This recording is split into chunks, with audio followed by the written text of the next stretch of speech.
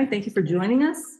The title of today's roundtable is Apophaticism and Esthetics, the Poetics of the Void. And our first speaker is Matt Kruger. Matt Kruger is Associate Professor of the Practice at Boston College. He completed his PhD here at BC and also studied at Harvard Divinity School and Tufts University. Matt works at the intersection of Christian theology, continental philosophy, and Kyoto School of Thought. He's the author of 3 books and about a dozen articles and chapters on topics ranging from Thomas Aquinas to Zhuangzi. And on to you, Matt. Good morning, everybody.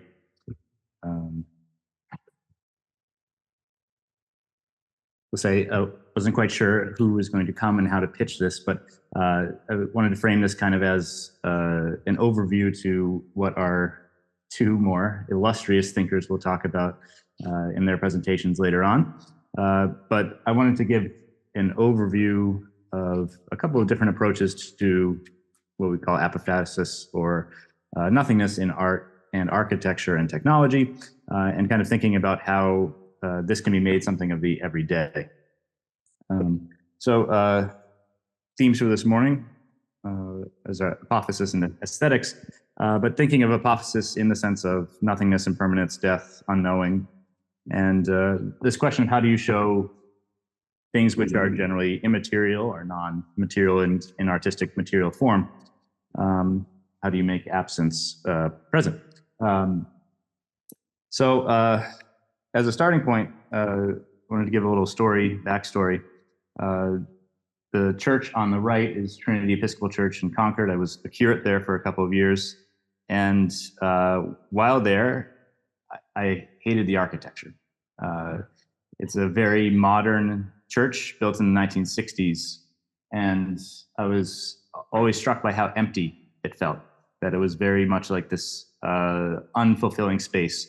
And this modern building was built next to an 1890s chapel, which was a kind of traditional Gothic, beautiful, ornate, detailed church. And then they built this modern monstrosity next to it. And so one day I was complaining to one of the parishioners about it.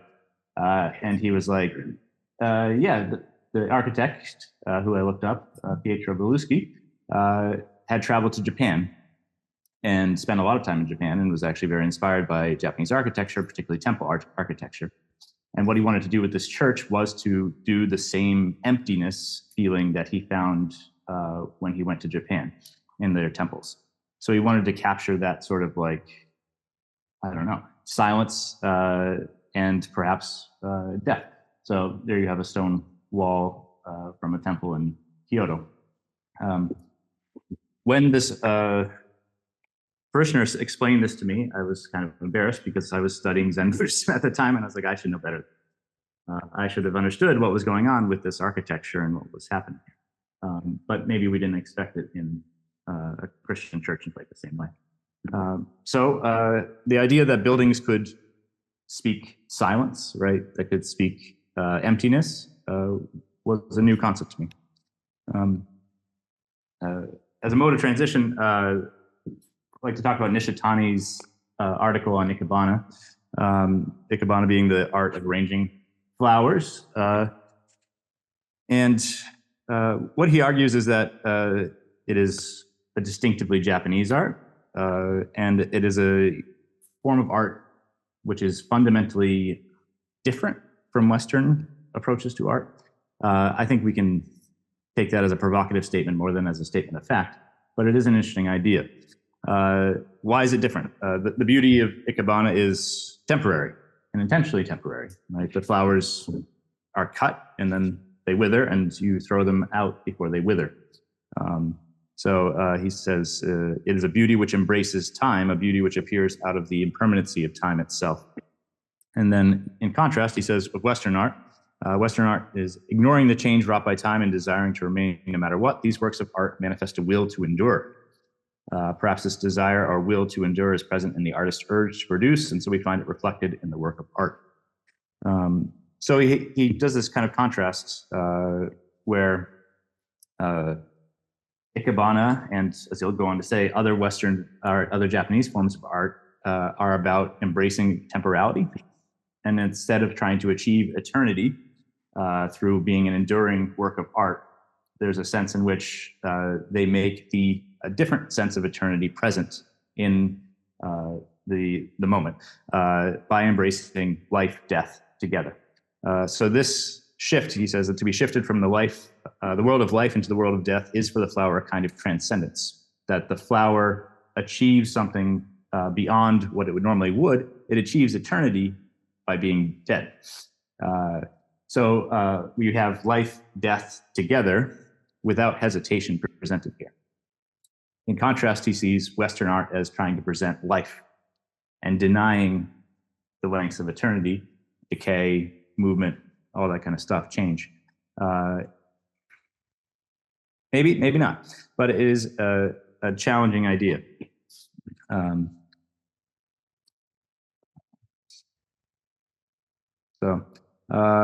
With this realization, one enters a different dimension in which art is possible of two possible kinds. One is an art directly in life, and the other is an art alive in death.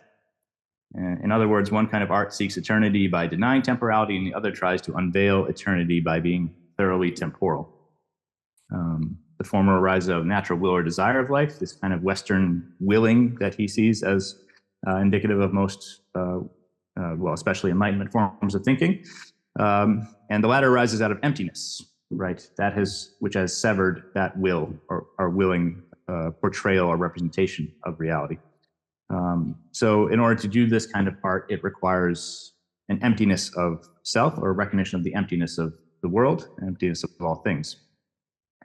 And again, he groups all these Japanese arts which are influenced by Zen, haiku and waka poems, no theater, the way of tea, and ikebana as well.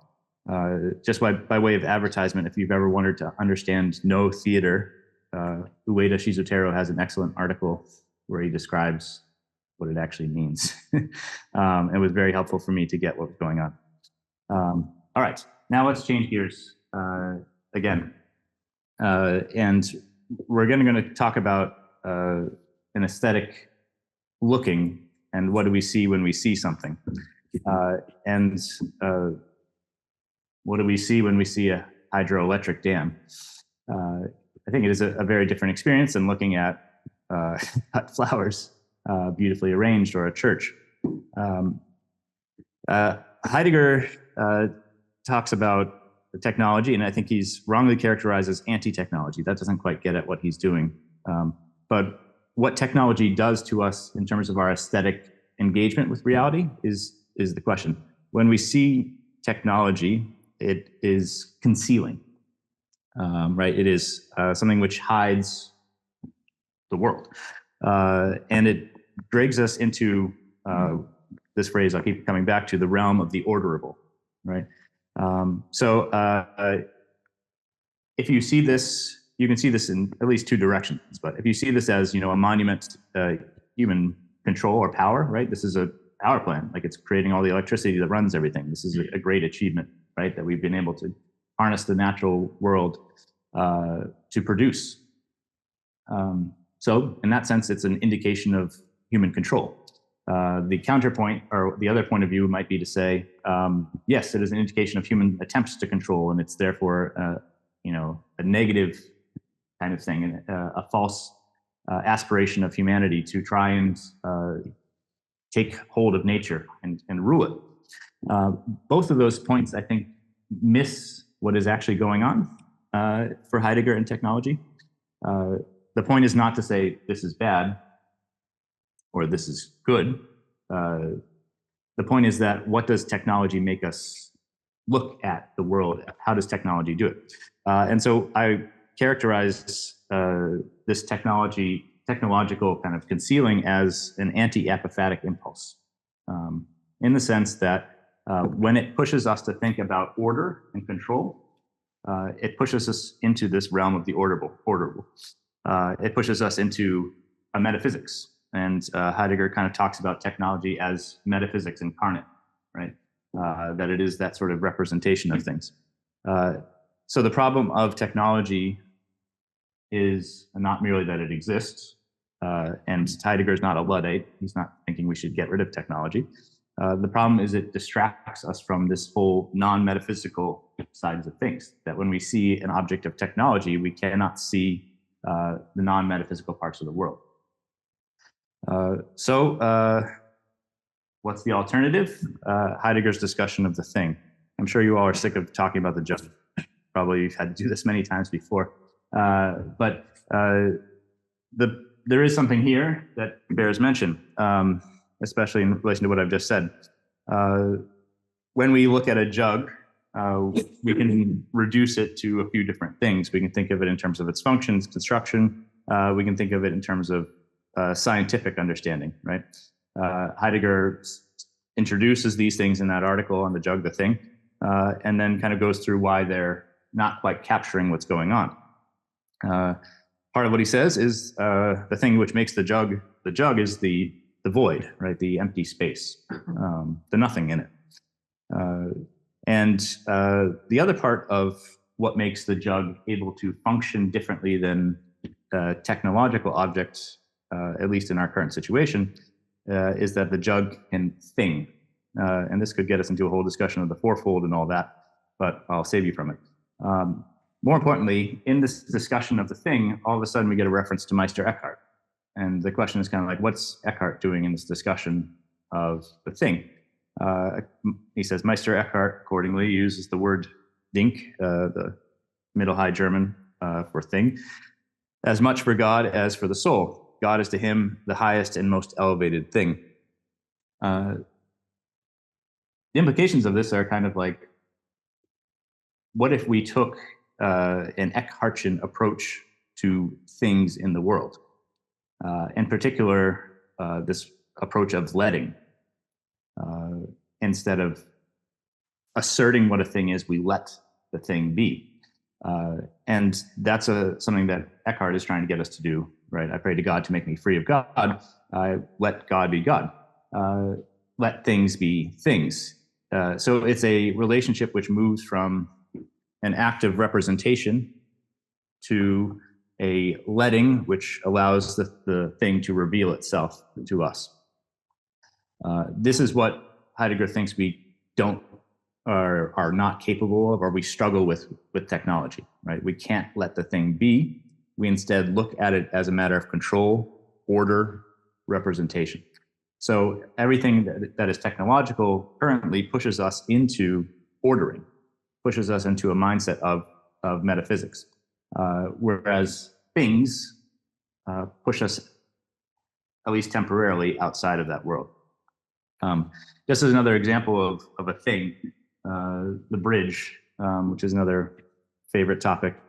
Why does a bridge push us out of the orderable? It's a very contextual thing for Heidegger. He talks about a few different examples of crossing bridges when we go into different sorts of time. It's a transition period.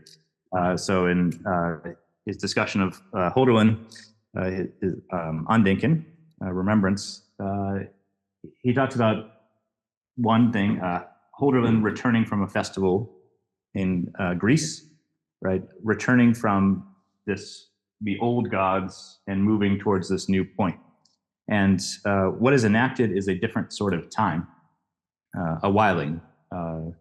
And this different sort of time is something when we transition from an ordered form of time to a different form of time. That transition from different times reveals the transitory nature of the previous order, right? It's an apophatic moment where we see that once what we thought was rigid or true or stable is actually not the way things are. This is the same as his discussion of boredom. So moments like this, where we experience these kinds of transition into different forms of time, reveal these kind of apophatic realities or non-metaphysical realities which underlie things and are possible on a more daily basis. The other example in that piece, he talks about or in a different piece maybe, he talks about a worker returning home through the woods to his house. And the transition there is not as epic as Hölderlin's transition, but is simply from work to home, right? That you move from this time of work and an ordering of work to a time of rest, and on holiday. So that whole discussion of movement from one form of time to an altered form of time is an example of this apophasis of which is possible of every day, as certain things are revealed to be temporary, transitory, moving. Good. As another example of this, the architect Tadao Ando and this kind of architectural playground in Japan. I discovered, I don't know, this is kind of sad, I didn't know him before, but discovered him when I went to an art museum in Western Mass, where he designed buildings there.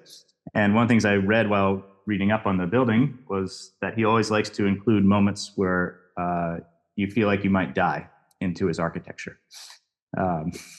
Something which incites death into it, which sounds strange, but everywhere he'll have a walkway where you can't quite see what comes on the other side of the walkway, that it's kind of a blind thing. Or he'll have like a glass piece in the floor, so you'll have to step over the glass, which looks like you'll fall to your death. And so here we have a bridge to nowhere, and we have a stairs down into the void where it's dark and you can't see it. So this is a way of structuring our buildings to make us think of death in the same way that Ikebana is something which embraces the transitory or temporal nature of reality and includes it in our world. Final example, something I've talked about before, and I've recently learned that Zizek talks about this, and I don't really want to go for that route, but this is something I came across in Junichiro Tanazaki's In Praise of Shadows. So a Japanese novelist and writer who wrote this kind of architectural, I don't know if it's a textbook or architectural kind of rant, in a sense, where he's reflecting on the negative nature of Western influences on Japanese architecture. And one of the things he praises at length is the Japanese toilet, the traditional Japanese toilet. And particularly, he has in mind the temple outhouse, this toilet which you have to go outside to do your business. So I had to combine these images, but he talks about the black lacquer of the traditional temple toilet. So we have the black lacquer toilet, and then we have the setting out in the bushes, in the woods. And he says, like, how many great poems have been written sitting on the toilet in the woods, doing your business, listening to the birds singing, seeing the sky, all that kind of stuff. And he contrasts this with the Western bathroom, which he says is all white, porcelain, sterile. And the message from the white, sterile porcelain bathroom is that you should be ashamed of your body, right? That this is a clinical, medical space that is dirtied and need to get in and get out. There's no poetry in that moment. So how does this all connect? When we have a different sort of technology of toilets, of spaces, we can think about how we encounter death. How do we create moments for contemplation? How do we create moments for poetry and poetic influences in terms of how we structure our buildings? Do we attempt to deny death and avoid the transitory nature of reality? Or do we make art which embraces that sort of thing? So it's a question of how we can do technology which does not feel succumbed or controlled by this implicate or intensity towards metaphysics. That we do not need to do technology which technology does not have to be this kind of Gestalt orientation to reality. It doesn't have to control that sort of thing. There's a way of doing advanced technology in a way that doesn't deny death and doesn't force us toward metaphysics. I'll stop there. Thank you.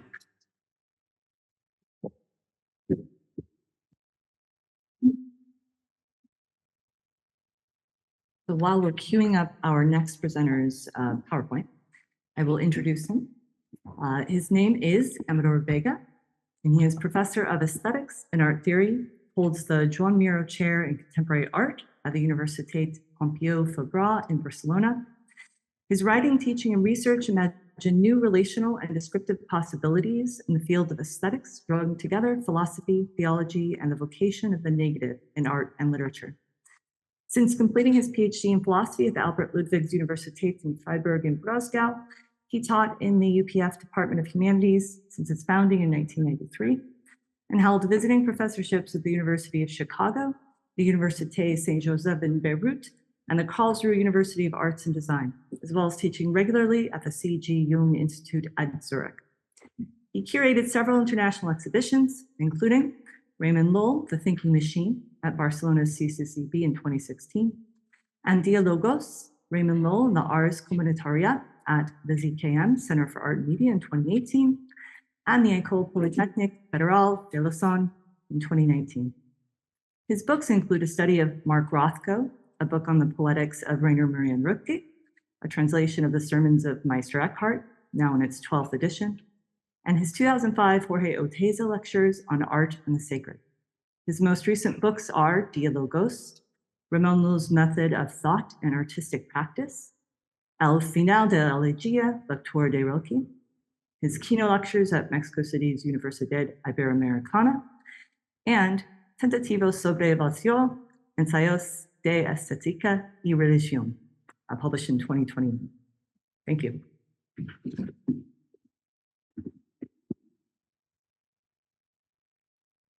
Thank you very much. Good morning.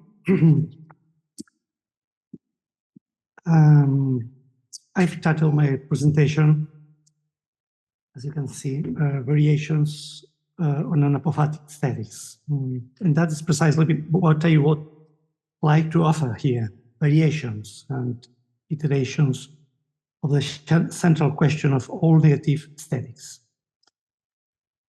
How to present, how to represent, actually, or describe, or invoke, or perform what is beyond representation.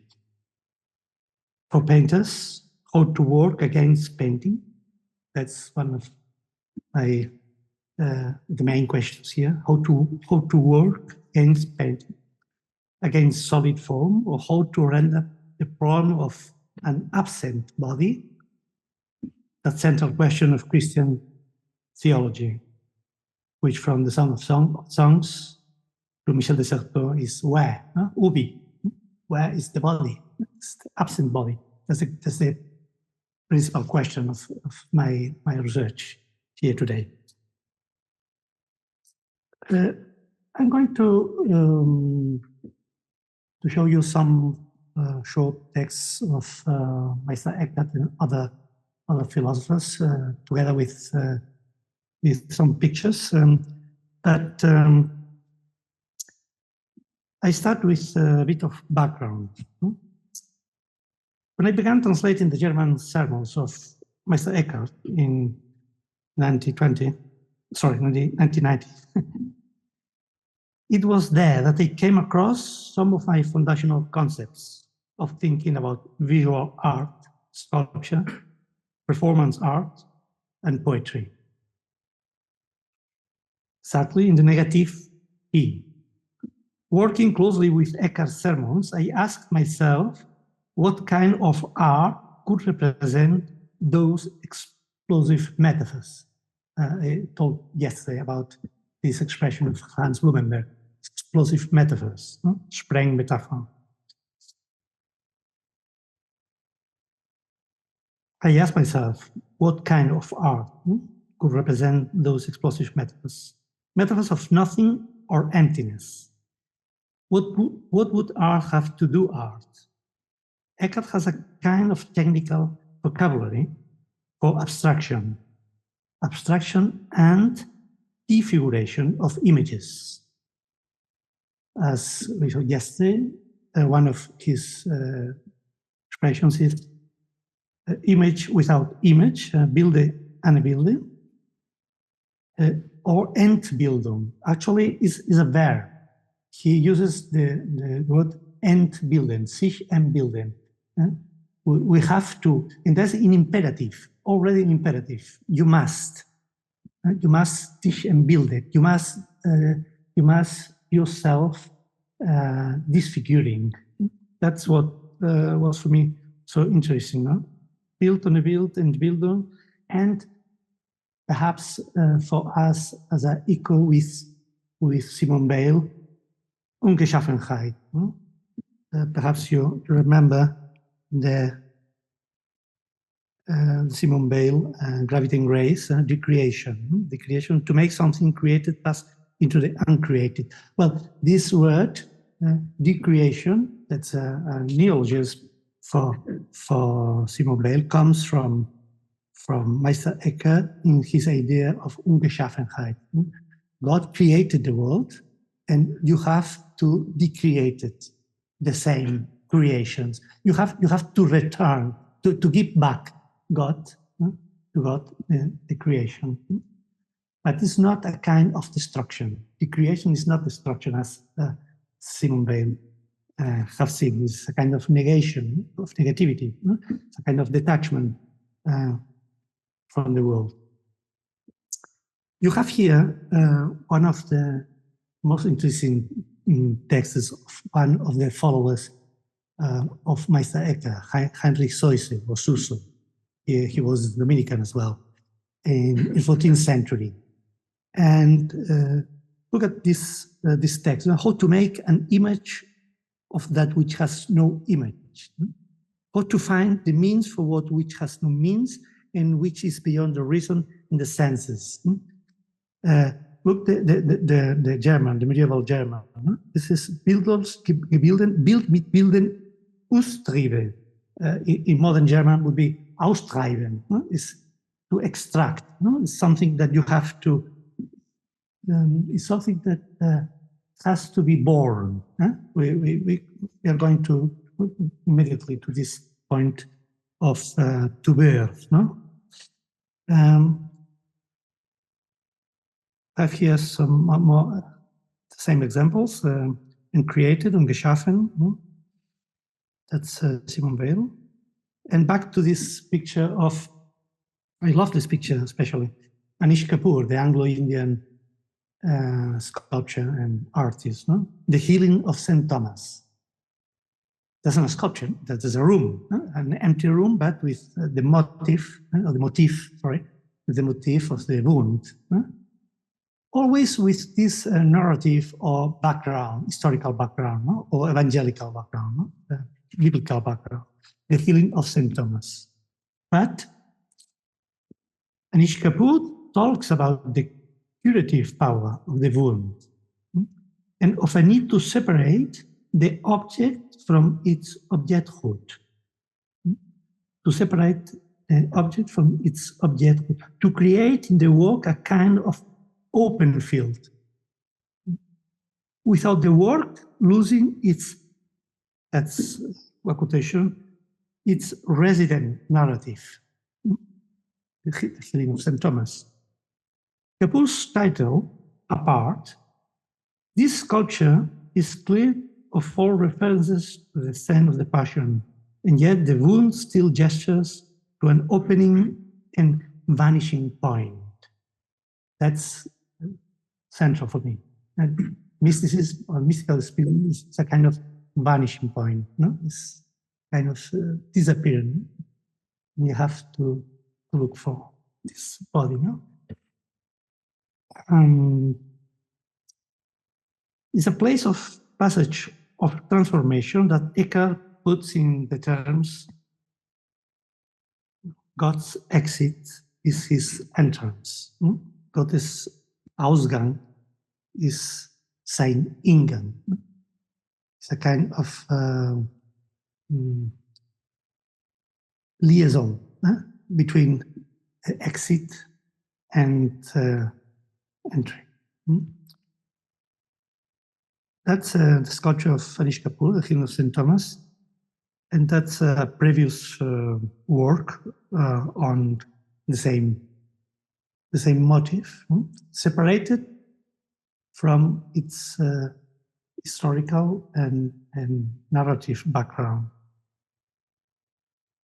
And here you have this incredible picture of the Book of Hours, from Von de Luxembourg. That's 14th century. That was a book for the devotional art. It's a book for meditation. But most interesting for me here is that is this the motif is alone. You don't have anymore a scenario. Of course, you have some elements of the passion, but the most related image object here is just on the left, on the ground, is an empty tomb. So the wound and the tomb are related in order to have meditation, to have exercises of with the scope to contemplation. Meditation as a previous step to contemplation. I like very much this because I'm sure that in the milieus of mystical femoral mysticism, it was well known, no? And well, the relation between the emptiness, no, the void of the tomb and the wound. No? You have here a classical, you know, the picture of in San Lorenzo in Firenze. There's a convent that Rothko visited many times, because for him, the pictures of the frescoes, actually, of Fra Angelico were related to his own paintings, especially the sectionals paintings. No? You remember perhaps. He always said, the dark is always at the top, with the idea to have this horizon, over the horizon, no? A dark space. Well, that's Fra Angelico's resurrection of Christ and the women at the tomb. It's the idea here is the absence. It's the absence of body. I ask myself always, why in Christian art, why in Christian culture, the most important motif has been the cross? Why? And not the empty tomb. Because the empty tomb is the first moment of Christianity, of the new religious experience. It's not the death. It's not the this terrifying picture. That's Baroque. But as you perhaps know, in the first centuries of Christianity, cross was as a picture was practically nothing. The first image of the new religious experience is emptiness. It's emptiness. Is a void. Is a tomb. And not just because of the resurrection, because this motif has the double dimension, death and resurrection, both together. And how to describe, how to represent this double dimension? That's a good question. And that is Bill Viola, you know, perhaps this American artist, Bill Viola or Viola, no? Emergence, that's actually a video. It's Viola has been working a lot with Renaissance paintings. He was very interested in the series of emotionality in Renaissance, no? The faces, suffering, and then in 2002, created with his wife this video, the women at the tomb, the empty places. Of course, Viola, he has been interested more in the idea of time and duration. You say duration? La durée. For him, the word, the concept comes from Henri Bergson. La durée, la duration. It's these videos are very slow. The idea is you are in a dark room, and you have to expect to wait to weigh the emergence of images. No? It's against speed. No? It's against well, it's a new form, perhaps perhaps a little bit new age, but it has something deep at the same time for me. Especially referred to Fra Angelicus, because Fra Angelico, the question is, was Fra Angelico a painter, an artist? I don't think so. He's a beautiful artist, but he was a theologian. Instead to write the Summa Theologiae, like his colleague Thomas Aquinas, he made theology, but through paintings. There are, perhaps you know, the provocative thesis of Hans Belting, the German art historian, who said there is no art before Renaissance. It's just cult, like in Hegel. No? Hegel says religion is cult, it's, and Andacht, no devotion. There's no art. Wow. I have a very interesting text of Meister Eckhart to put together with the image of the tomb. God wants this temple clear, ledig. In medieval German, ledig is, of course, alone at the same time. I translated ledig not for free, but as empty. That's possible. God wants this temple. That's a passage of the Gospels. Now, when Jesus went to the temple, and the temple was full of it was the market. No? That he may be there all alone. This is because this temple is so agreeable to him, because it is so like him, because he is the emptiness, it's the void. And he is so comfortable in this temple when he is alone there. Just to put some similarities with Simone Weil's Gravity and Grace, no? The idea of the empty of this gravity. Because why I'm going to I'm speaking here now of about Simone Weil, because the gravity, it's is a main point in my presentation. No? This again, Nish Kapoor. When I am pregnant.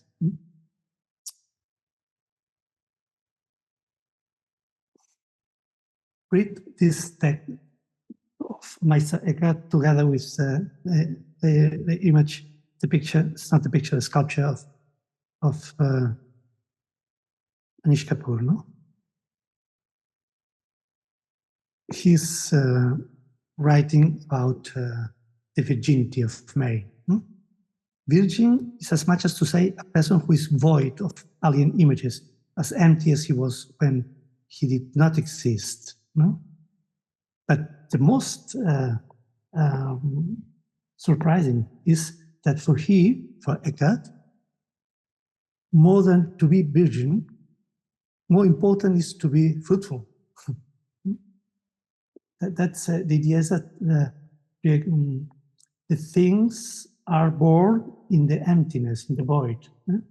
And this void must be virgin, because empty as the temple of God, empty of idols, empty of new ideas of God, as Saint Augustine says.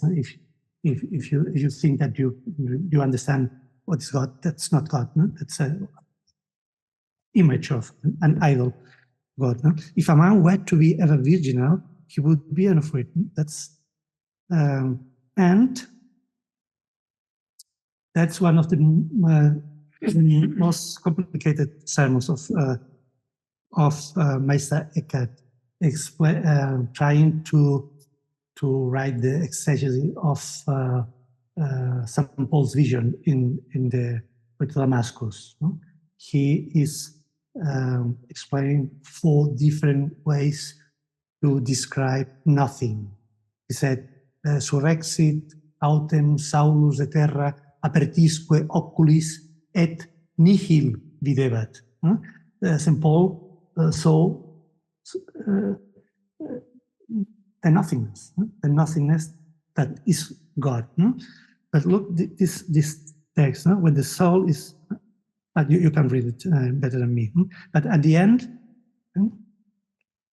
in this dream, a man dreamed nothing, like a woman with child, and in that nothing God was born.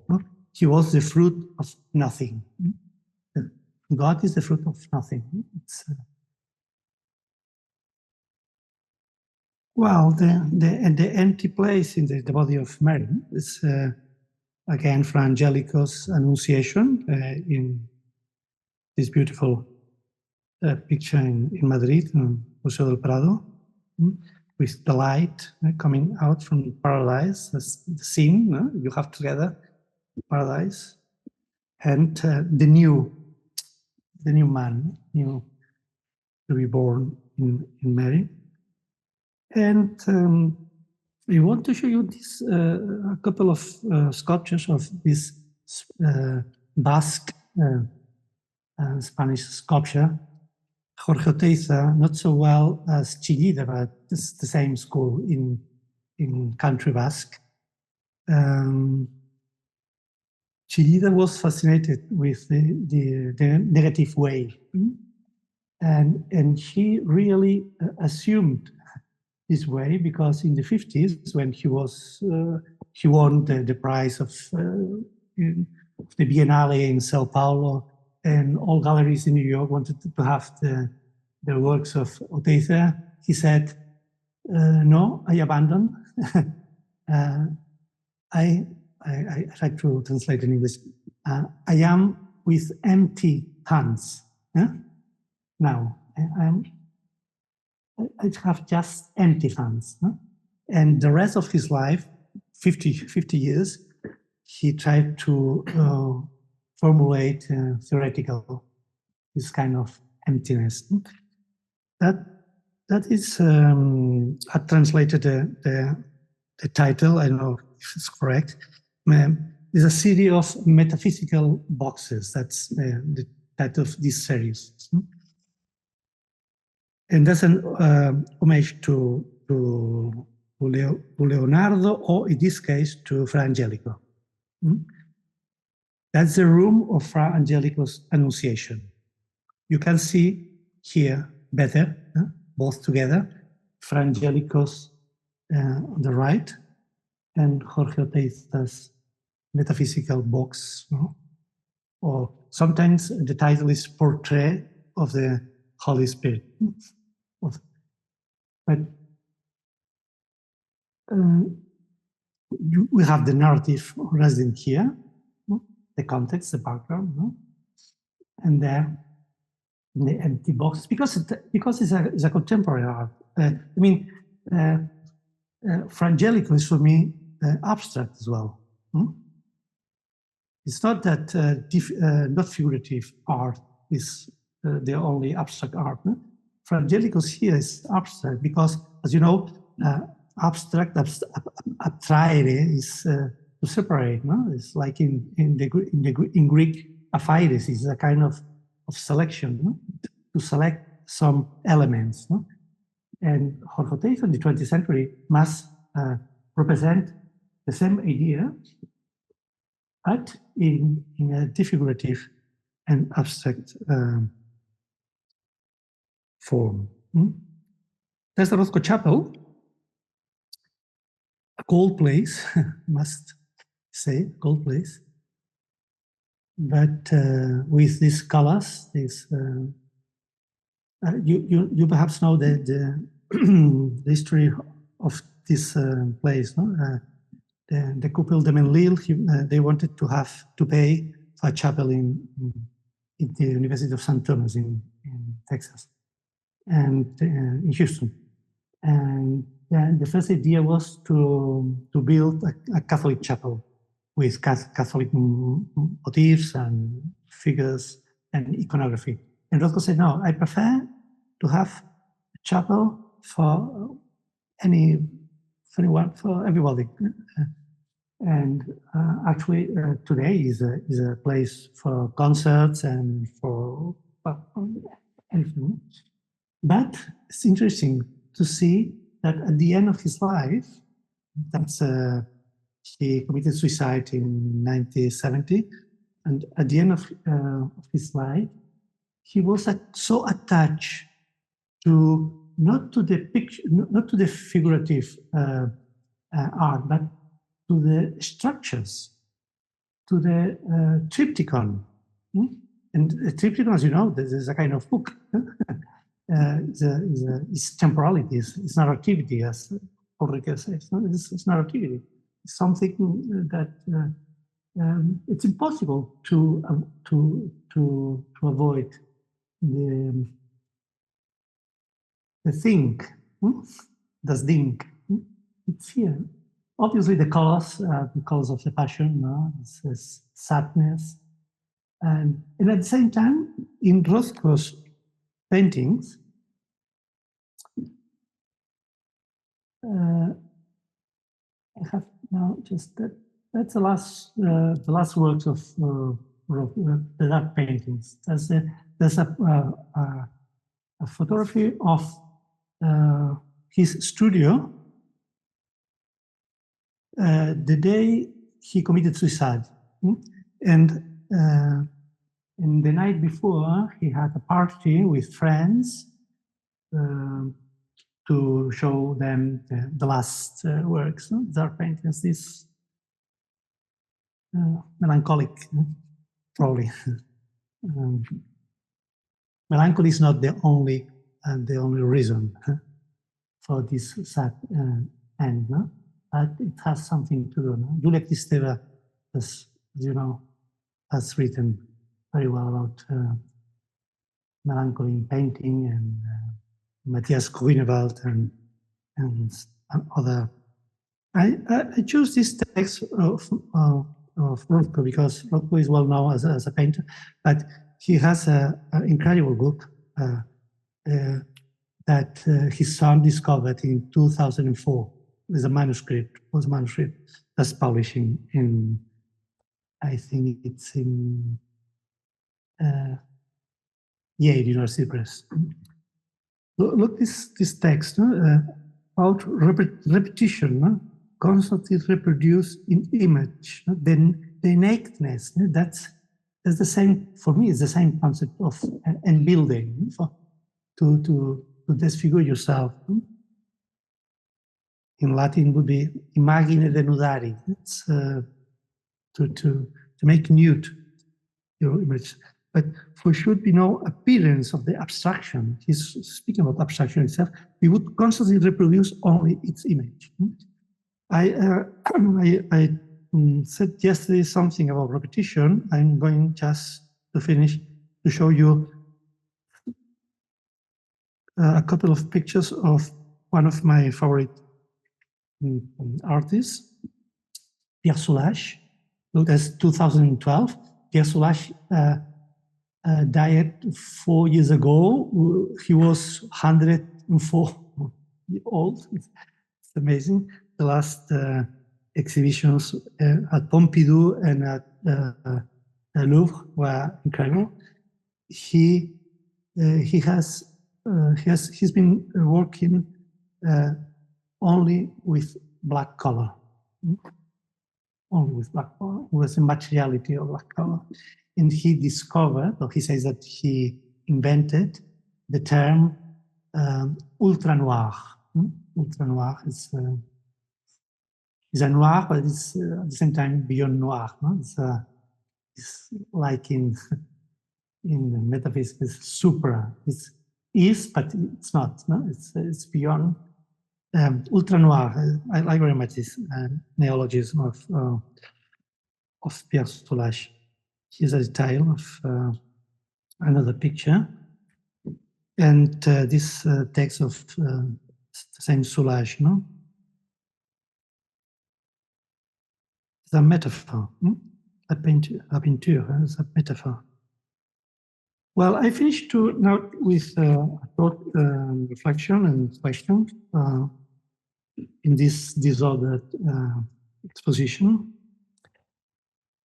because yes, I would like to think always about not Apophaticism, but about the category of Apophatic as a quality of the experience of standing in front of, say, one of Rothko's monochromatic dark paintings and feeling that something you may have considered an important part of being a self is suspended. Interpretation, which we are often taught is the value par excellence of looking at paintings to get them or get something out of them, or satisfaction, or judgment, or meaning. Leo Bersani and Julius Dutoit calls this kind of art an art of impoverishment because of the ways it refuses our interest in using our instrumentalizing it. Why is the suspension of interpretative satisfaction important now? How is it political? I think today our culture of image is literalist, flat. Everything can be captured, visualized, and instrumentalized, especially for political ends. In the face of this, the apophatic image is not only refreshing, gives us a rest from instrumentality, but potentially a kind of a countercultural force. At the same time, I have in mind the limits of the apophatic. The limits of the apophatic vis-a-vis aesthetics are that we may be encouraged to see negativity in overly explicit forms, in monochromatic, abstract works that resist interpretation, or in deliberate disfigurations of the image. And as a consequence, we may be less alert to other, more subtle expressions of the displacement of self, passivity in a phenomenological sense, such as we found, for example, in Paul Cézanne's Apples. Thank you.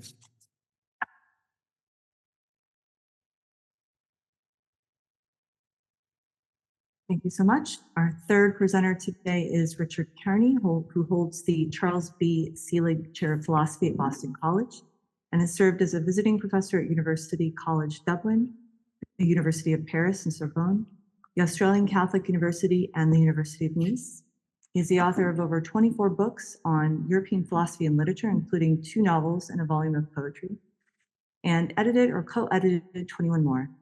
He was formerly a member of the Arts Council of Ireland, the Higher Education Authority of Ireland, and chairman of the Irish School of Film at University College Dublin. As a public intellectual in Ireland, he was involved in drafting a number of proposals for a Northern Irish Peace Agreement in 83, 93, and 95. He presented 5 series on culture and philosophy for Irish and British television and broadcast extensively on the European media. He is currently the international director of the Guest Book Project, Hosting the Stranger, Between Hostility and Hospitality. Thank you, Richard.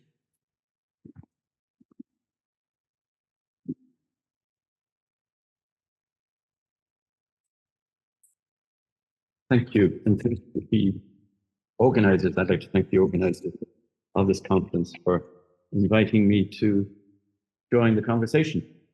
Apologies for wearing a ski jacket, but I'm frozen here this morning.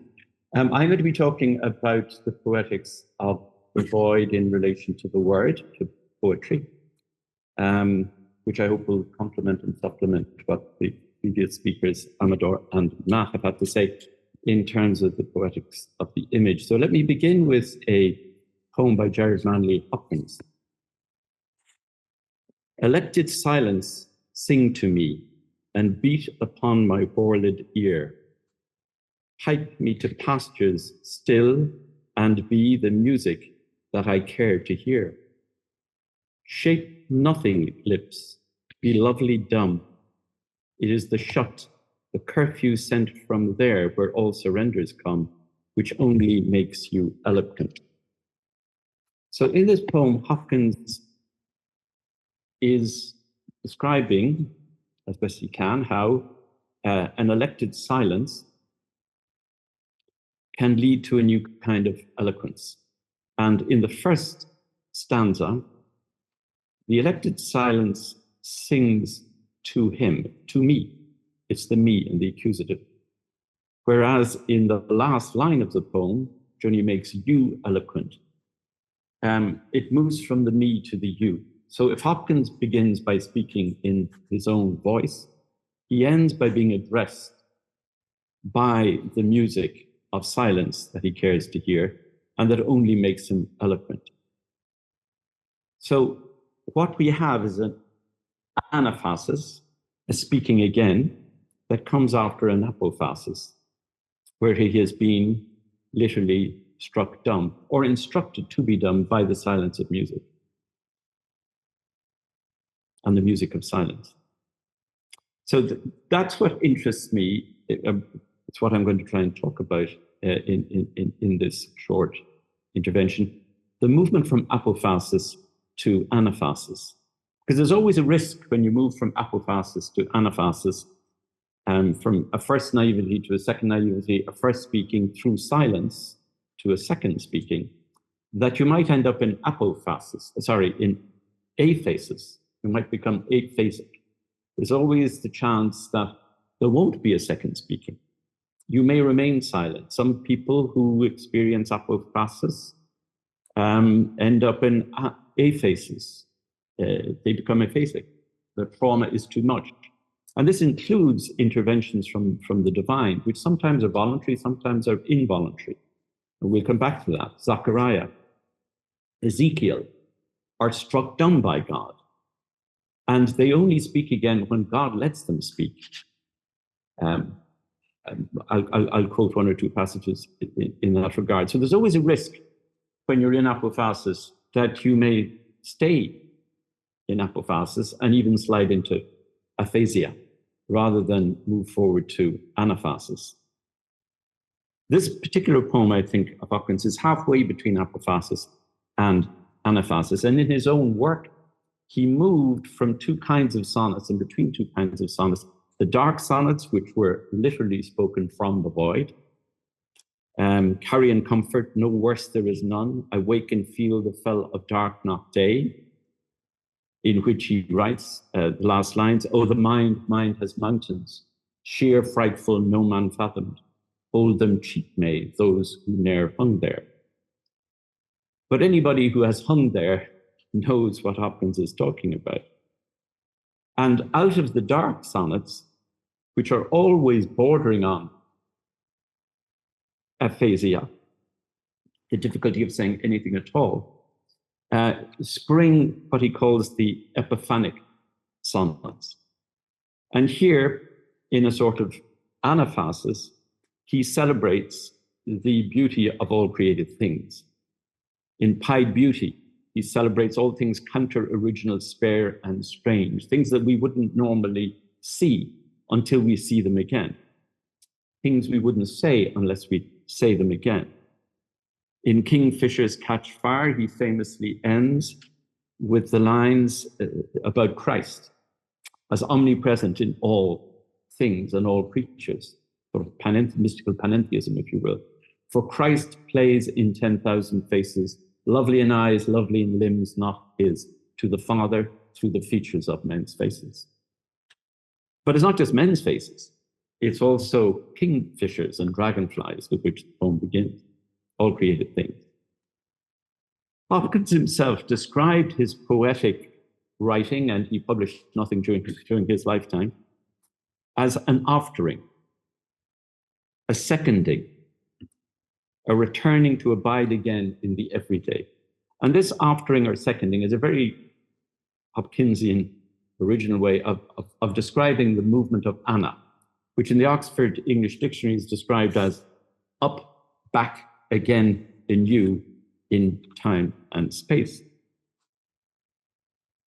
So anaphasis is speaking again after the void, after the silence of the void. In Hopkins's Poetics, the sacred is recovered in a second naivety after the forfeit of the first naivety. Jim Heisig spoke about this yesterday, I think, in Kruger. In his masterpiece, The Wreck of the Deutschland, we witness Hopkins's most dramatic portrait of how a sense of total void and abandonment can fold back into a passionate revisiting of the sacred.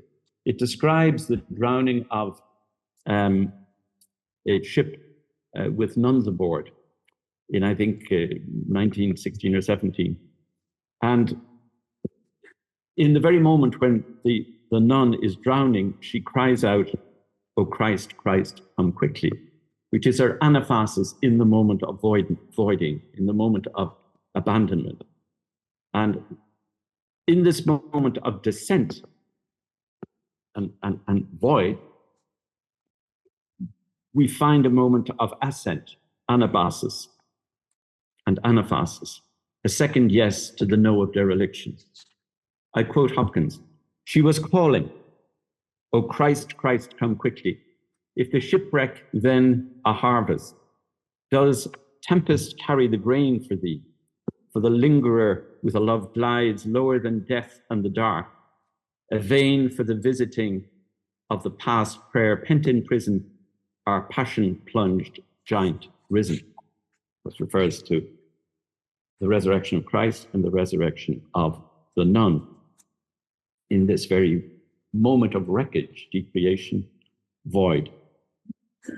So in Hopkins's poetic testimony to the void of the soul, we witness a bold refiguring of first creation as secondary creation, passing through decreation, the recreation of the sacred in the carnal, the retrieval of the divine in the very least of beings, or in Hopkins's words, for the very least of beings, the least of these, alakistas, Jack, poor potsherd, patch, matchwood, is a mortal diamond. Every creature, no matter how discarded, holy, and forgotten, is a mortal diamond when seen again and spoken again. In his final diary entry in 1889 in Newman House in the National University of Dublin, where he was a classics professor, the end of his life, he wrote about the Epiphany, on the Feast of the Epiphany, and he spoke about the star as only being visible against a dark black night. And he spoke about the kings as coming as strangers, as huspes, and of their arrival as strangers, then revealed subsequently as kings, as bearing witness to a kenosis, to the kenosis of Christ, who is God emptying himself in order to become the least of these, the alakistas, echoed again, of course, in Matthew 24, which was very important for Hopkins. Curiously enough, a decade later, James Joyce would be attending lectures in the very halls where Hopkins taught classics, Latin and Greek, and would write his first book of stories, inspired by this notion, central notion of epiphany, which is manifest in the most forgotten of moments and the most forgotten of people. And indeed, it recurs again in Ulysses, when the moment of epiphany for the protagonist, Stephen Dedalus, comes in the nighttime, or just after the nighttime episode, when he is divested of his pretensions and his presumptions, and ends up mugged and rescued by Leopold Bloom, who brings him home and gives him a cup of coffee. And it's a moment of radical kenosis, where once again Joyce sees the epiphany being made manifest. Then Joyce's secretary, friend in Paris, another Irishman, Samuel Beckett, was to pick up this notion of epiphany and make it central to his interpretation of Proust. And central to Beckett's reading of Proust is that epiphany comes from, again, the most mundane, ordinary, and banal of events. The sound of a spoon against a table, the sensation of tripping on a cobblestone outside St. Margaret. In these most irrelevant and inconsequential of events, suddenly the epiphany can rise. And Beckett went on to famously say, nothing is more real than nothing in the 2, if not 3 senses of that phrase, and wrote a series of texts called Texts for Nothing or Nose Knife. But time is limited, so I will not open a parenthesis on Joyce and Beckett here. So to say that the notion of epiphany arising from nothing is central to Hopkins, Joyce, and Beckett. Hopkins is drawing, I think, from 2 main hermeneutic traditions when he writes of apophasis and anaphasis, the mystical biblical tradition and the poetic literary tradition. I'll just say a quick word about each. The mystical wisdom traditions of Judeo-Christianity played a key role for Hopkins' aesthetics, and indeed his philosophy and theology as a Jesuit priest. And there are 2 main kinds of apophasis in the biblical and mystical traditions, voluntary and involuntary.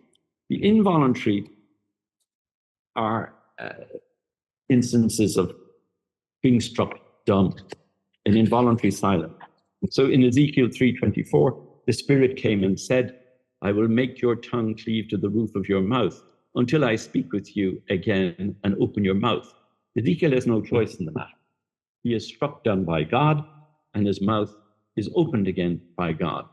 Similarly, Zechariah in Luke 1:18, and now you will be silent and not speak until the day comes.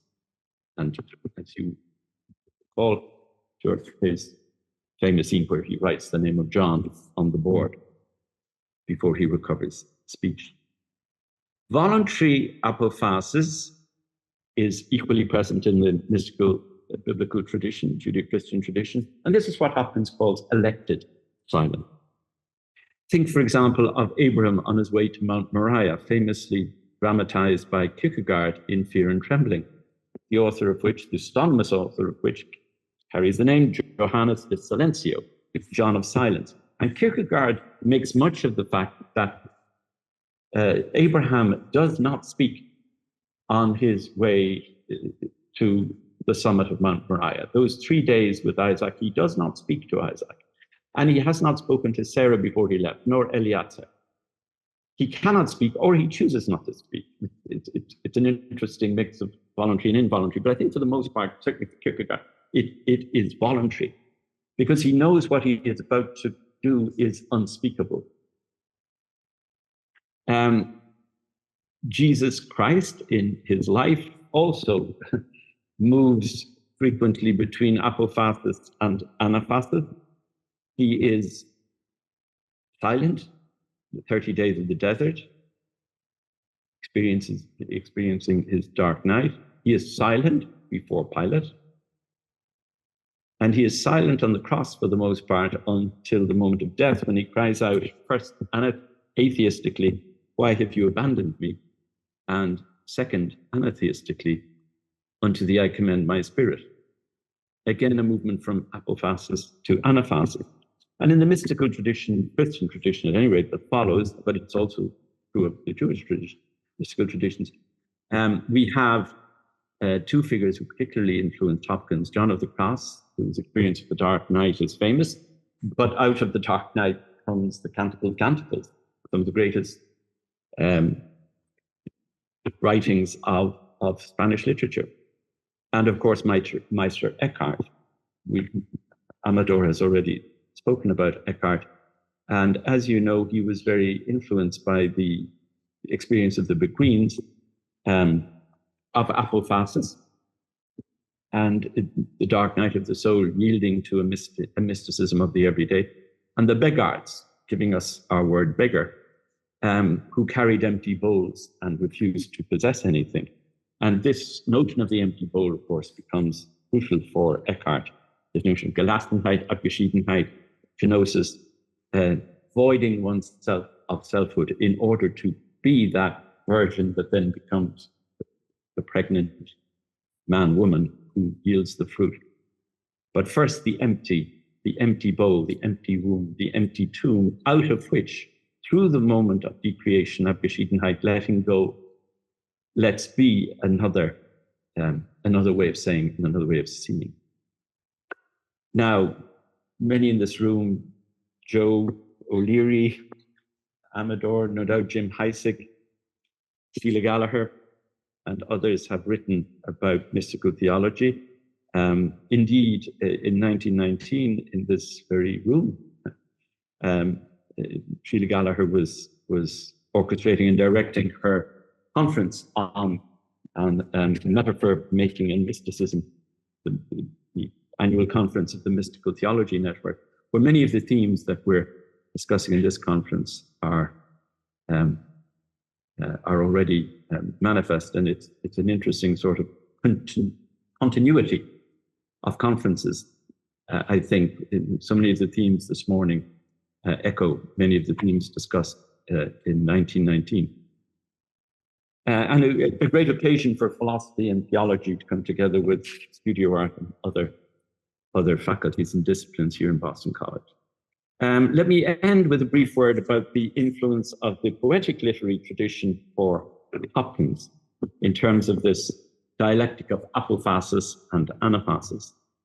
As a classics professor, Hopkins was very aware of the fact that in a lot of Greek literature, the divine appears as nothing or nobody. Famously, we have the appearance of Hermes and Zeus to Baucis and Philemon in Ovid's retelling of the story, where they come as silent strangers, as in Xenos, and they are not recognized. To mention a word that was raised yesterday in last night's discussion, the importance of recognition, they're not recognized in their silence and in their strangeness until Baucis and Philemon, the only people in the village who will receive them, give them food. And in the sharing of the food, which of course is very similar to the Eucharistic sharing in the Judeo-Christian tradition, the gods reveal themselves. Just as the three strangers who appear to Abraham and Sarah under the Mamre tree in Genesis are revealed through the sharing of the food prepared by Sarah. This tradition of what is ultimate revealing itself through silence, void, negation, strangeness, is epitomized by John Keats in his famous formulation about negative capability, cited by Amador last night. And I repeat, it was to have a very profound influence on much of subsequent Romantic poetry. He says in a letter to his brother that the real poetic epiphany comes when one finds oneself in the midst of mystery, uncertainty, and doubt, without that irritable reaching for fact or reason. It's that letting go of fact and reason and letting oneself be in the midst of mystery, uncertainty, and doubt, that one can then open oneself, having been silent about an old way of speaking to, one can open oneself to a new way of speaking. And I'd just like to end with a few more poems that, for me, illustrate this mysticism, this mystical poetics, if you will, of the apophatic becoming the anaphatic. Kavanagh and Wallace Stevens. So I'll end with these two poems. Patrick Kavanagh, Dublin poet, had a brush with death, pulmonary disease, where he ended up in hospital and experienced a near-death experience. And when he recovered, he wrote a poem called Hospital Ward. And at the very end of the poem, having described looking out the window of his hospital room, all the broken, discarded, simple, throwaway things in the yard outside, and he describes the bent steel gate and things cast into the gravel and otherwise unmentionable and invisible and unremarkable things, he mentions them. He sees them and he says them. And he ends with this line: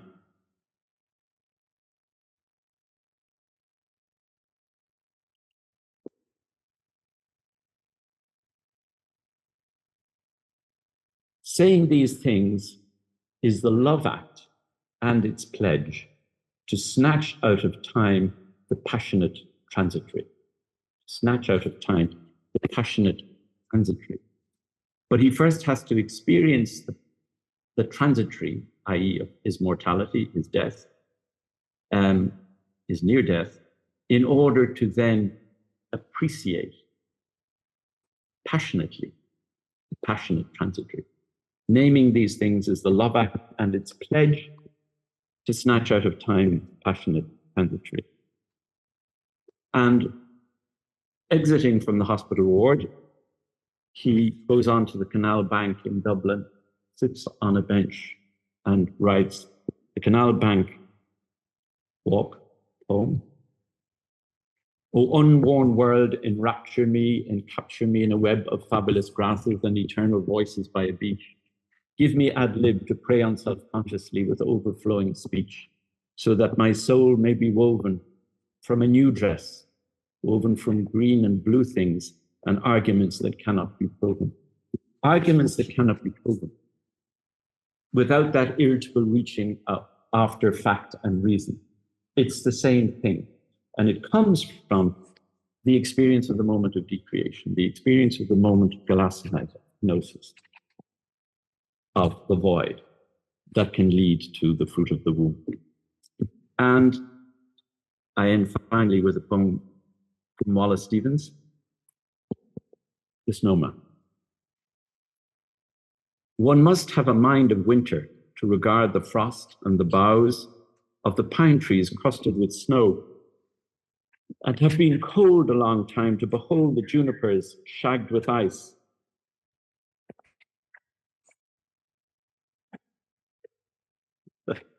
That's much better than this. It's a very beautiful musical accompaniment. Thank you, Sheila. Talk about metaphor and mysticism. Okay, let's start from the top again. Maybe we could synchronize the music this time, Sheila, okay? All right. One must have a mind of winter to regard the frost and the boughs of the pine trees crusted with snow, and have been cold a long time to behold the junipers shagged with ice, the spruces rough in the distant glitter of the January sun, and not to think of any misery in the sound of the wind, in the sound of a few leaves, which is the sound of the land, full of the same wind that is blowing in the same bare place. For the listener who listens in the snow, and nothing himself beholds, nothing that is not there, and the nothing that is. Okay, thank you.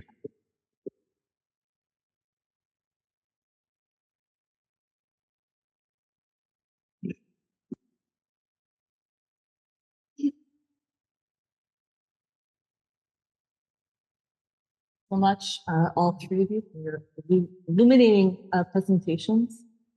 By way of response, and also as a way to get our conversation going in response to presentations, I wanted to show an image that I purchased a copy or printed this at a fan con.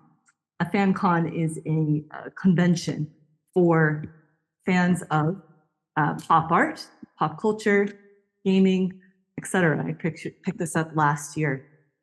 And I want to raise this just for as an object, I suppose, of comparison, perhaps of contrast, but also I wanted to speak to the overall theme of the conference, which is one of drawing upon the apophatic to resist. This is probably a more approachable and accessible image, or an illustration manifestation of resistance. You see a reference to empire, to colonization, to the Heideggerian technology critique regarding its capacity to veil and cover, to keep us from seeing what is. And I wanted to invite the panelists to respond to this piece and perhaps offer some comparisons in terms of the capacity of apophatic art as resistance, but also, I think, the fruitfulness and capacity of this form of art as well, which in many cases is much more accessible to the oppressed and the undersides of society. And then the second question I wanted to raise for the panelists and also for all here is the moment that we're in today regarding the growth in production of art and music by artificial intelligence. So I just wanted to point to up in the right-hand corner there, in the mirror, it's very literal, a representation of AI creating this art. This art piece then is supposed to be a product of artificial intelligence. And I wanted to think about the therapeutic purpose or meaning behind apophaticism or the operatic in conversation with the moment that we find ourselves in. And so inviting any questions, comments, observations. First from the panel, Lindsay.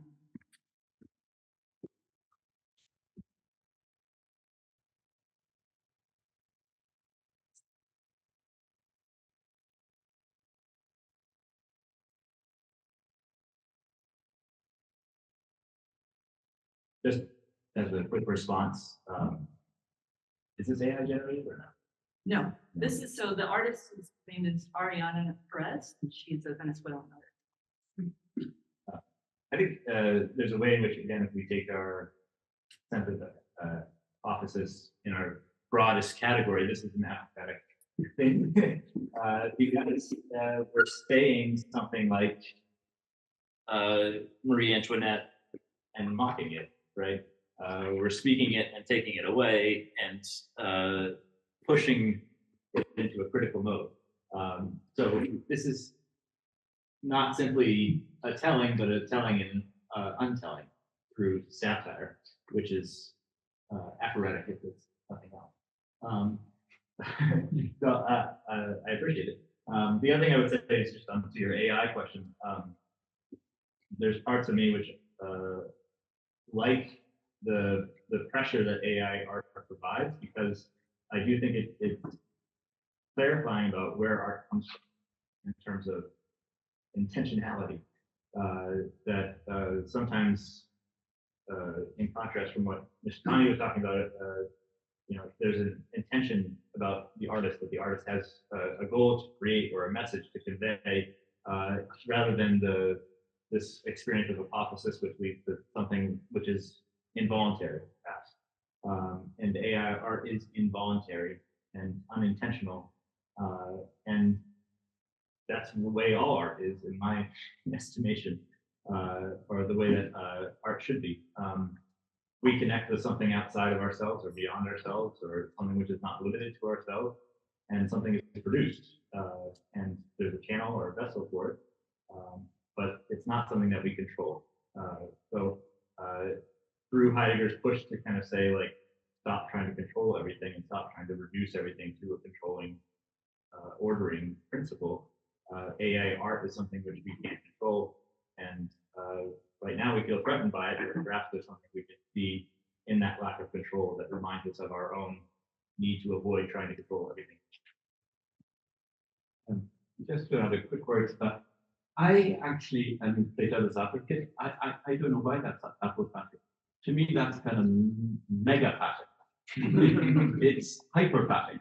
And it reminds me of some of the sort of pop art pastiches of the 1970s. Martin Sharp, for instance, this parody of the Van Gogh's painting looks pretty similar to that. It takes a well-known image and then, turns it around psychedelically and almost in these vulgar colors and so on, almost like a pop poster, which is what he was about, cartoon, as we call it.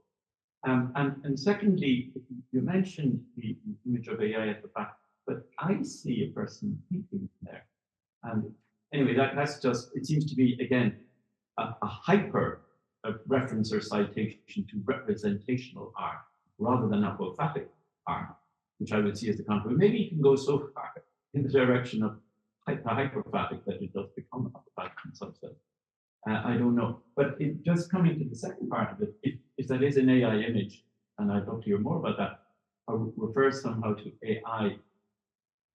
I mean, isn't AI the invasion of our consciousness by the audiovisual and augmented reality through the phatic image? I was listening to an interview on NPR this morning about the new AI project to invent for each person a face that you can speak to, who will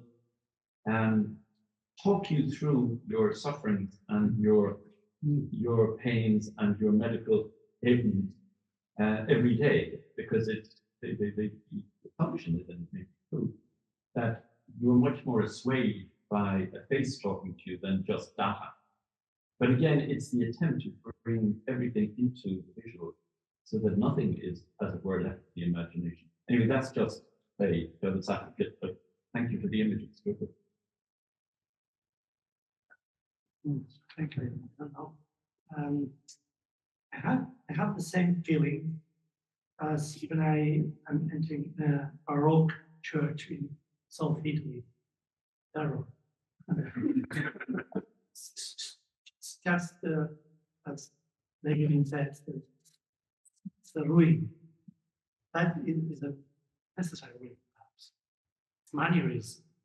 It's like in mysticism, the last centuries of mysticism, at the end of the 17th century, Silesius and Miguel de Molinos, is a kind of speculation about nothing. It's too technical. I have the same feeling. I don't like it. It's very interesting philosophically, and but I agree with Richard. It's nothing to do with or the apophatic idea, and nothing to do with the hyperbolic tension to affirm and to negate and to go beyond your own formulation. Anna, it's Anna. I know. First, I want to thank everybody on for thought. That's the only thing that I mean, I got so much out of this, but seeing, I've never seen that work by Jorge Teza, Room of the Annunciation.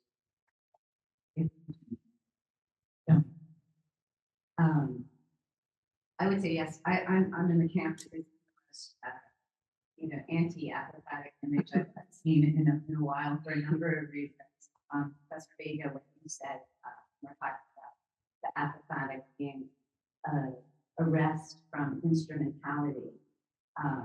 That really got me thinking. I thought, it's really a rest from chat, right? It's a rest from having to have a point of view, a rest from narrative. It's a rest from saying, this is my story, I have something to say. And if you look at the number of the visual vocabularies in this work, it comes off of the place with graffiti art and tagging. And this idea of putting another point of view on top of another point of view on top of another point of view. So it's just a gigantic Tower of Babel chatter of references. Vis-a-vis AI, as both an artist who works in temporal arts, so Professor of Math, I do want to give just the Eastern artists. I work with flowers that die. For me, it's completely linked. But I also play around with AI all the time, and more as a playful, generative, creative tool, like an exquisite corpse, where I put in one of my images, and recently I was having a hard time working with drawing, and I put it in, and I said, octopus holding sacred heart of Jesus, just to see what came out. And and a bunch of different things came out. But this idea that you can generate again and again and again and again, but not necessarily generating any self-reflexivity. It's just an endless number of varieties that you can come along, and it's up to the viewer, the maker, to be able to stop. And then without self-reflexivity, there is no art. And so that's why, for me, that AI is not pose any sort of creative threat at all to what I get out of art. I was really moved by by Richard's talk, again, this idea of silence itself being the silence itself being an act of resistance, but also a spiritual tool. And when I looked at a lot of the works that Professor Vega was showing, especially the paintings, I'm one of the reasons I became an artist, and I'm a very chatty person, is because I believe in the muteness of artwork, a lot of artwork. I believe in the muteness of painting. And painting is an elective muteness, selectiveness, or it's all paintings on some level allow silence, whether it's a chatty one like this, that has a lot of language going on. But especially, I prefer not to think about abstract painting. I prefer to think about terms non-representational, that is without a noun and without being said. So I'll stop right there. But I mean, I have lots more to say. I really want to bring up the work of, I wanted to know if Professor Vega would like to talk all about the work of James Turrell or Wolfgang Lee, both who are working, or relational aesthetics, if anybody wants to go there. There's the artwork without the artwork, where it's just the sense of, in relational aesthetics, that work is just human connection.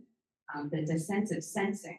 If you look at, I was thinking of Turrell's Night Passage work. I don't know if people are familiar with it.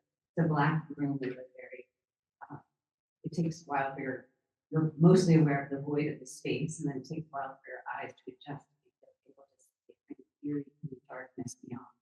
The kind of threshold, not unlike a rock route, in a spatial sense. And that work is an experience of the void if you let it feel that, as long as we are in human bodies that don't actually kind of sense. But it's a metaphor, mostly an experience of sensing place, of sensing sense. And I think the best work that a number of you have shown today, it gets at that sensing of sense without word.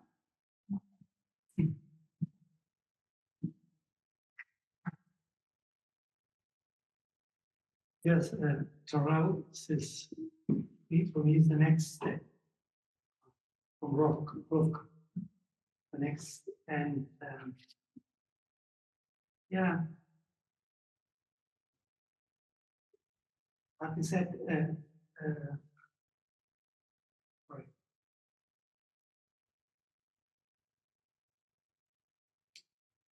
Invisibilia per visibilia. You have to see the silence, make it visible, but not apart, separate of the visible. And this kind of darkness and obscurity, the dark room, it's just a way to wait. The way to wait the light coming from this ultra noir. And I agree absolutely with you, I understood well, that painting is, it has to do with, it's not instrumental. In the Scala Creaturarum of Romagnoli, instrumentality is just second, after lapis, stone. It's not to do, it has not to do with instrumentality, to do with plasticity. Rothko speaks a lot of plasticity, and not about colors. but about emotions in discovering his life in plasticity. And yeah, Wolfgang Life, a student writing a PhD about Wolfgang Life. It's the German Yeah. artist in India. Huh? Yes, who works with EPOC. With big, yeah. It's very interesting. Yeah, thank you. It's very interesting.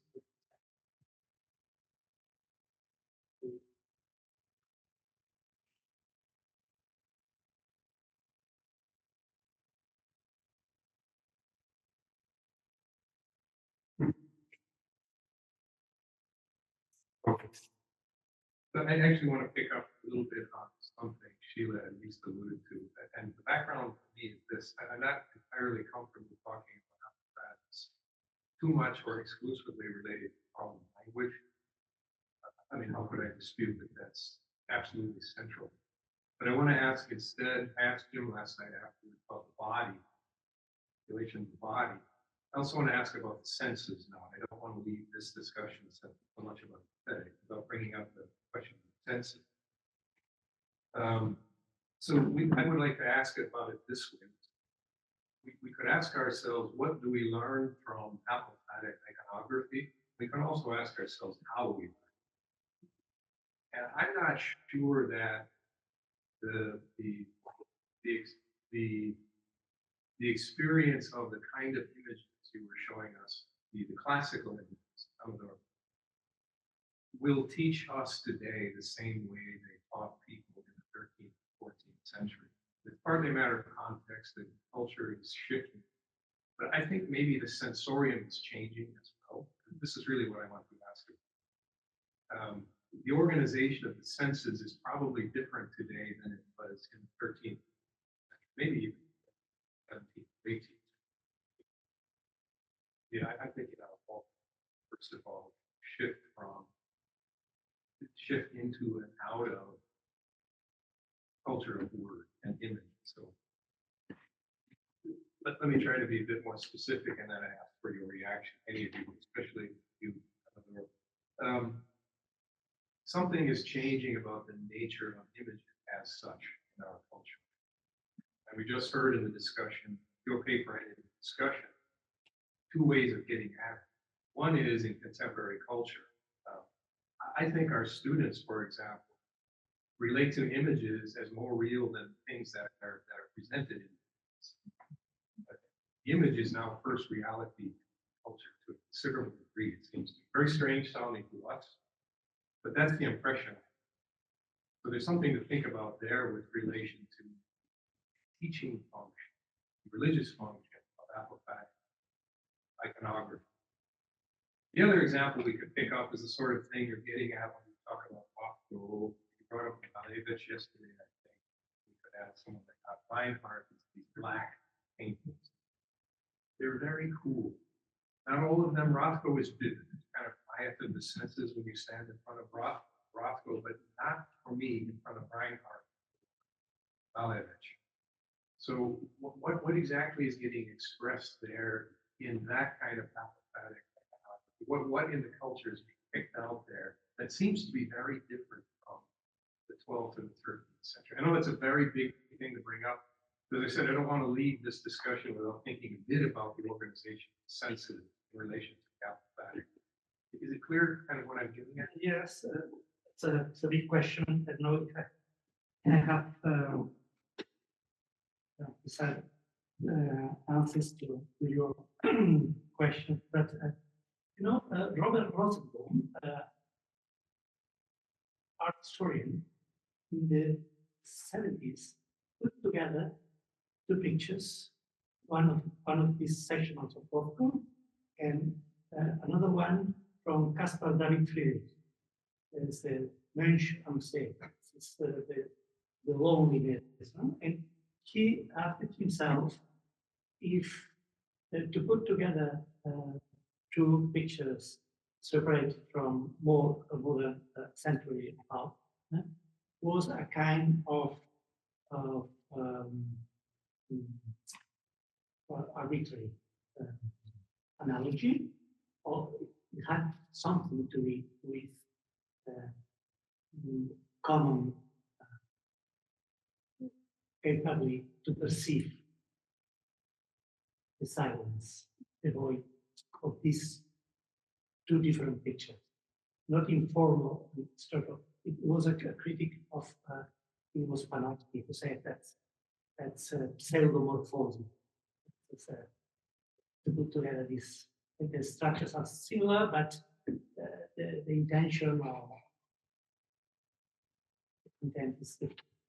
I think that Angelico, I'm very careful always with contexts. Yes, as I said, every text has context, especially speaking about physicists, but because you know everything is the same. No, Buddhism, Christianity, that's 2 centuries. No, I'm very careful, but I'm looking for the deep structures. And I agree with you that our perception today is very different because the telephones, the mobiles, had changed our capacity to wait, to wait. And you can change anything in the present. There is no more present. There is no more present. There is no more the present of the past and the present of the present and the present of the future, as St. Augustine said. There is no more present. And then there is no more memory. Then how to perceive, how to touch, how to see. And what is it? When I see a monochrome of Rothko, I agree, the monochromes of both are very different from black square of Malevich. As you know, Malevich put it as an icon. The context, the background for him, the scenario was a religious one. He's the father of the futurists. But the 3 most important abstract masters, Kandinsky, Malevich, Mondrian. Mondrian was Calvinist. For him, the idea of purity was central. But about the play, that's a big question. The play of the senses in Apophaticism. I have the answer here. I didn't know if I could have 4 minutes. Yeah, because that's our project now. Group. It's a 4 minutes, just 4 minutes. I am working together with Amador Vega. Perhaps you know, Amador Vega actually wrote last year a book entitled La Voix Négative. He's an amazing dramaturg. And he, in the year was 2000 in Festival d'Avignon Theatre, he had worked 4 hours, and 1 hour of this 4 hours is just a recitation of definitions of God, as a kind of prayer. And I spoke with a famous Catalan choreographer, and they said, "Could you please invent or could you please do something with these definitions?"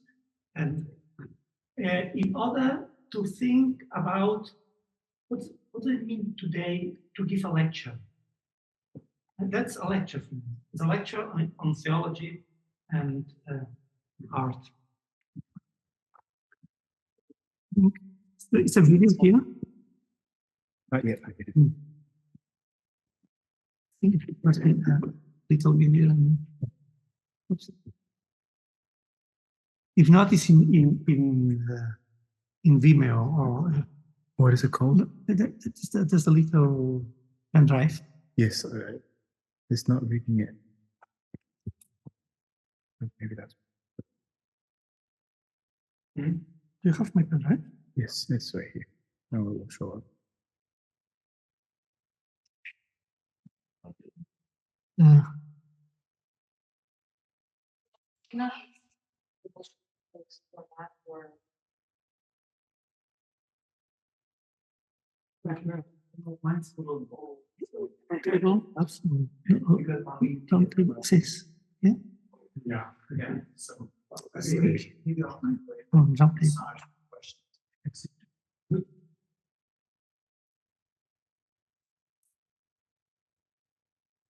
Please.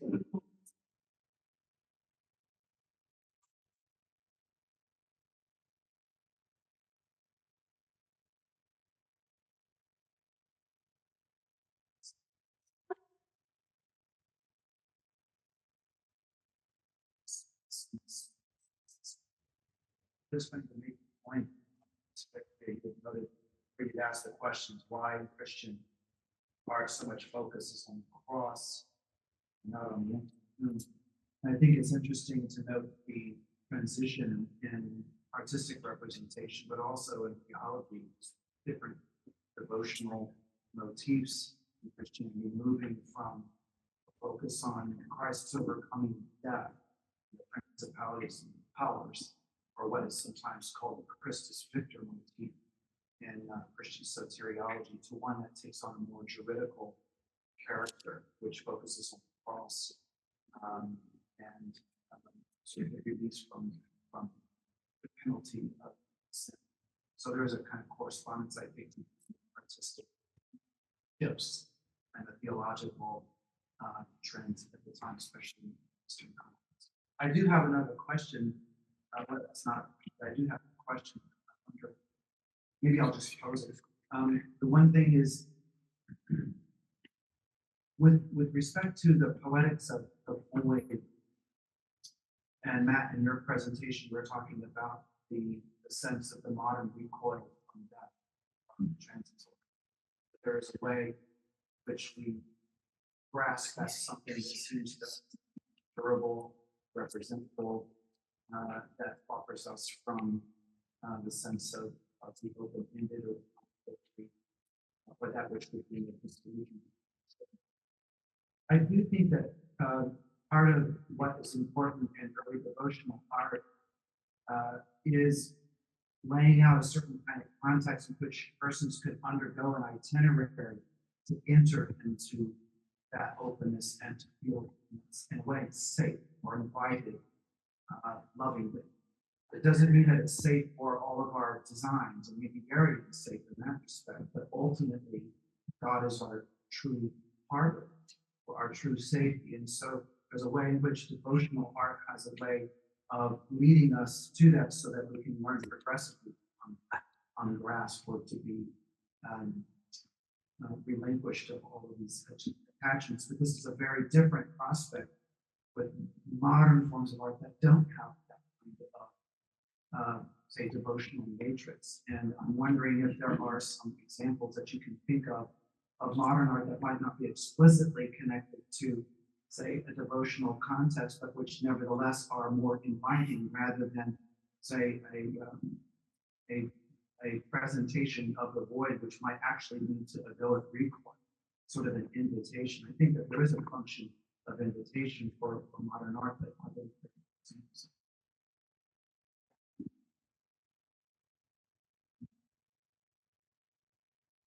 And that could be answered at some point later today. Maybe pose the question here. That's an idea. Well, I can't think of anybody directly, so I will yield the floor to you. But just to say that, yes, the problem is the lack of structuring, right? That the way we treat formation or don't do formation and what we are formed by, right? I think primary formation is bones now, right? That sort of image, how to present an image or engage with images, or how to be the image that you see in the phone. And so in order to undo that whole process, yes, it would be expensive. But there's just a wide variety of, a wide range of ways of doing that. And so I think, yeah, sometimes there are images which are just scary, like architecture that just makes you think about dying. But there are other things, other ways of counting transitory, temporal nature of the things and inserting them into life, which need to be cumulative.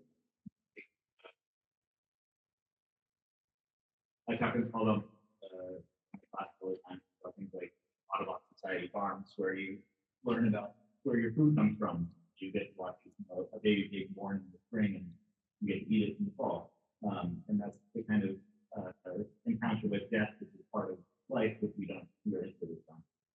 So I think that's something we need to get back to.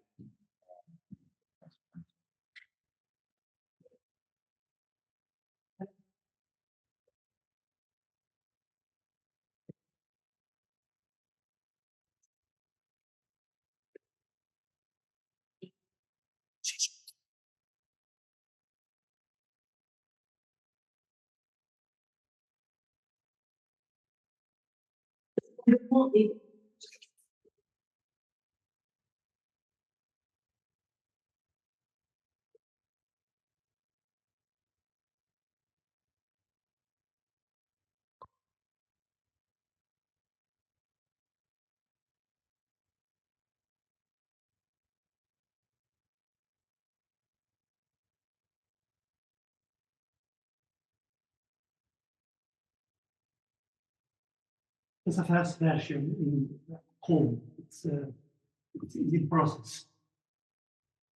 Nunc audite liber diginti quatuor philosophorum doctrinae Dieu Deus est sphera infinita qui centrum est ubique servi relentia verus comme Dieu est si bonne chose que meilleur ne peut être.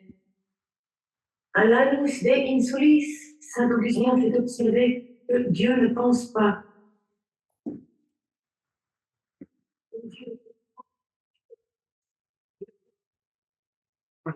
To say like hay dos abiertos al mismo tiempo. Hay que cerrar uno.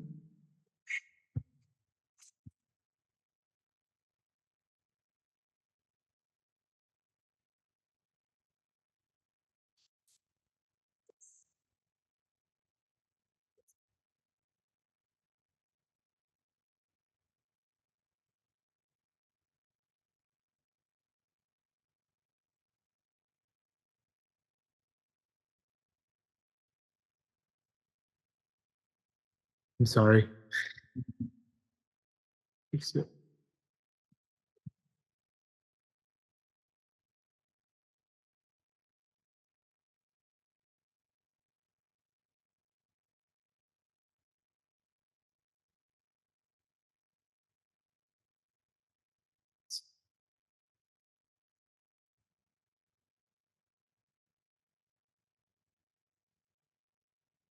Let's see if it works now.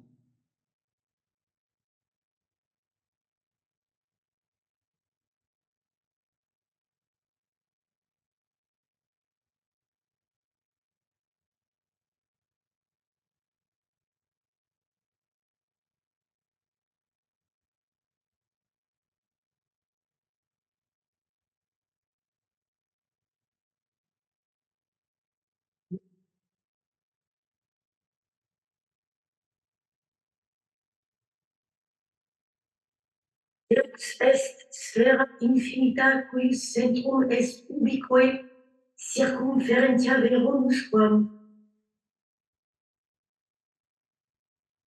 À l'anus de insulis, hanc definitionem transferens enunciat, Dieu est une sphère intelligible dont le centre est partout et la circonférence nulle part.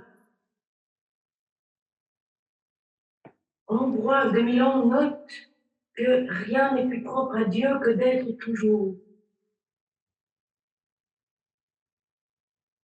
Bossuet expose que Dieu est celui en qui le non-être n'a pas de lieu.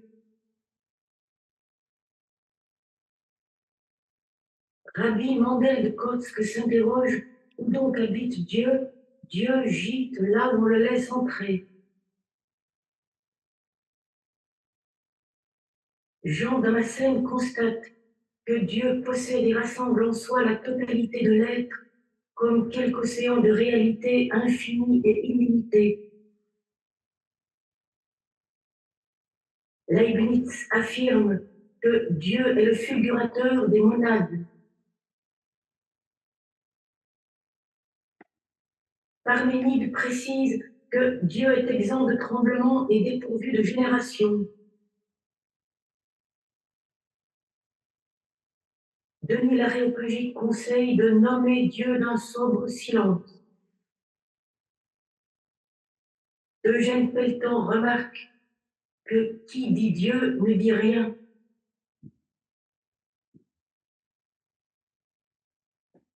Les cadrans solaires nous enseignent que It's just an example how to give a lecture about God in this kind of accumulation of different missions, but with an artist that is not interpreting your text, but at the same time to fill in the idea of Deus is shared to the beginnings for chapter and so on. It was just and how to work with sensation and how to work. It's possible to have an apophatic state, not just to be quiet.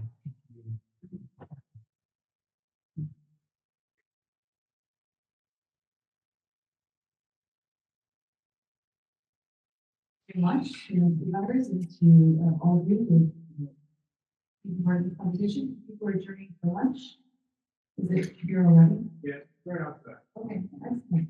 And we're back at noon. So that's at noon.